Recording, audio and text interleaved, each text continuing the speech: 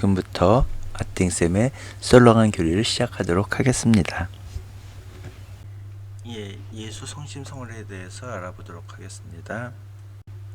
잘 보이실지 모르겠는데요. 예수 성심은 예수님의 심장, 하트 모양의 가시관이 있습니다. 그리고 성모 성심은 역시 하트 모양의 칼이 찔려 있습니다. 예수님의 성심은 가시관으로 둘러싸여 있고요. 그 다음에 성모 성심은 예리한 칼에 찔리다 볼 것입니다. 시므온이 그렇게 예언을 했죠. 그것처럼 칼에 찔린 모습을 하고 있습니다. 예수 성심 성월은 6월이고요. 그 다음에 예수 성심은 앞 페이지에서 봤던 것처럼 심장 모양의 가시관이 쓰여져 있고요. 성모 성심은 심장 모양의 칼이 꽂혀 있습니다. 예수 성심 성월을 맞아서 우리의 잘못 때문에 마음 아파하시는 예수님의 거룩한 마음을 생각하면서 우리의 잘못을 반성하고 죄를 멀리할 수 있도록 우리가 노력해야겠습니다. 예수 성심과 성모 성심은 약간의 차이가 있다고 하는데요. 예수 성심은 우리 인간을 사랑하시는 하느님을 우리가 잘못을 해서 배신하였기 때문에 그 모욕된 사랑에 대해서 보속하는 사랑이 목적이고요. 성모 성심은 하느님과 예수님께 대한 성모 마리아의 사랑이 그 목적이라고 합니다. 예수 성심의 기원은 11세기 정도로 예상된다고 하고요. 그리고 널리 보급된 것은 17세기 얀세니즘이라고 하는 이단이 나타나서 신자들을 성체성사로부터 멀리하게 하고 그렇게 됐을 때 공적으로 시작됐습니다. 그리고 세계적으로 보급된 것은 마르가리타 마리아 알라코크에게 내리신 예수 성심의 메시지 때문에 널리 보급되었다고 합니다. 예수님께서 마르가리타 마리아 알라코크에게 70여 회 정도 나타나셔서 메시지를 주셨는데 그 중요 내용을 살펴보면 다음과 같다고 합니다. 예수님의 성심은 무한한 사랑의 원천이며 이 사랑에 우리들도 동화되기를 바란다고 하십니다. 사랑에 동화되기. 그리고 하나님의 사랑은 우리 인간의 보답적인 사랑. 하나님께서 우리를 사랑하시니까 우리 인간도 그 보답 차원에서 하나님을 사랑하기를 요구하고 그 사랑을 갈망한다고 하십니다. 그리고 우리가 잘못을 배상하는 방법으로 자주 영성체하고 특히 첫 번째 금요일날 매달 첫 번째 금요일날 자주 영성체 하는데 특히 매달 첫 번째 금요일날 영성체하고 그 다음에 성시간을 가질 것을 말씀하십니다. 그리고 예수 성심을 공경하는 특별한 축일을 제정해서 교회가 세계적으로 당신께 영광을 드림으로써 죄악이 배상되고 성스러운 삼이죠. 그러니까 하느님을 말하는 겁니다. 성부, 성자, 성령, 성삼의 은총을 풍성히 받기를 원하십니다.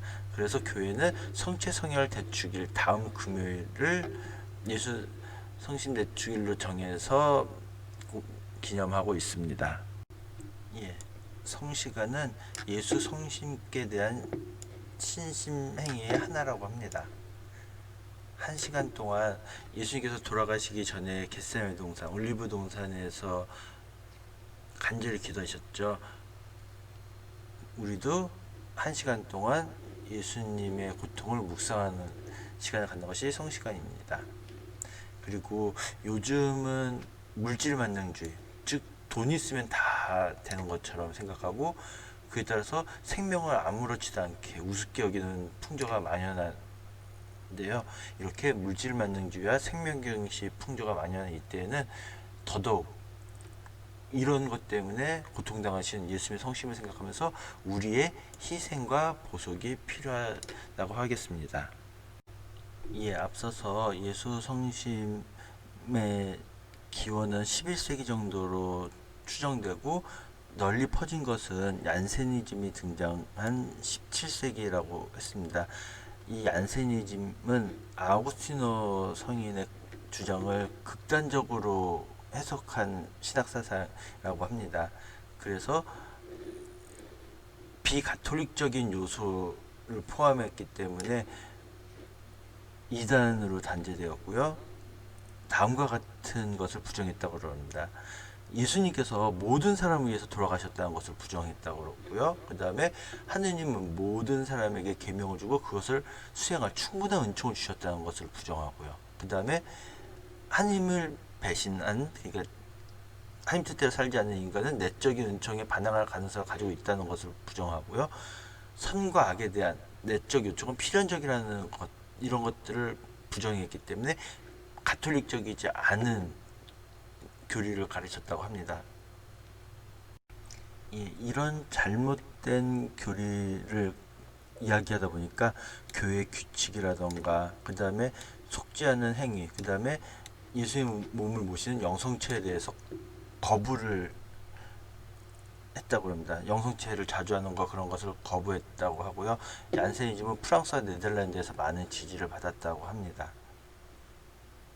그래서 이런 얀세니즘에 대항하기 위해서 예수 성심이 많이 퍼졌습니다. 앞서서 설명드린 것처럼 얀세니즘의 심각한 오류는 성 아우구스티노 성인의 은총론을 확대 과장, 그러니까 잘못 해석을 한 거예요. 그래서 원죄로 인해서 타락한 인간들 중에서 하늘로부터 선택되어 구원받을 수 있는, 그러니까 은총을 받아서 구원받을 자들이 따로 정해져 있다. 즉 구원 예정설. 개신교에서는 칼뱅이 구원 예정설을 주장했죠. 이렇게 구원받을 사람이 따로 있다고 하니까 당연히 예수님께서 모든 사람을 위해서 돌아가신 게 아닌 게 되죠. 왜냐하면 구원받을 사람이 따로 있으니까. 그러다 보니까 영성체도 멀리하게 되고 영성체도 할 필요 없어. 보석행위도 할 필요 없어. 그런 식으로 사람들을 잘못 이끌게 된 거죠. 꼭 우리가 예수님의 약속 때문에 예수님의 성심을 공경해야 되는 건 아니지만 예수 성심의 약속을 살펴보면서 마무리하도록 하겠습니다. 예수님께서는 이런 약속을 하셨습니다. 내 성심을 공경하는 자들의 지위에 유기나 은총을 준다. 저들의 가정에 평화를 준다. 저들의 모든 근심 걱정 중에 위로를 준다. 저들이 살아있을 때와 특히 임종시에 저들의 의탁이 될 것이다. 저들이 경영하는 모든 사업에 풍성히 강복할 것이다. 죄인들은 내 성심에서 무한한 인자의 샘과 바다를 얻을 것이다. 열심한 자는 빨리 완덕에 나아갈 것이다. 내 성심 상본을 모시고 공경하는 집안에 강복할 것이다. 사제들에게는 극히 완악한 마음이라도 감화시키는 은혜를 줄 것이다. 내 성심 공경을 전파하는 사람들의 이름을 내 마음에 새겨 없어지지 않게 할 것이다. 누구든지 9개월 계속하여 첫 금요일에 영성체하는 사람에게는 마지막 통해의 은혜를 주어 은총 지위에서 죽게 할 것이다.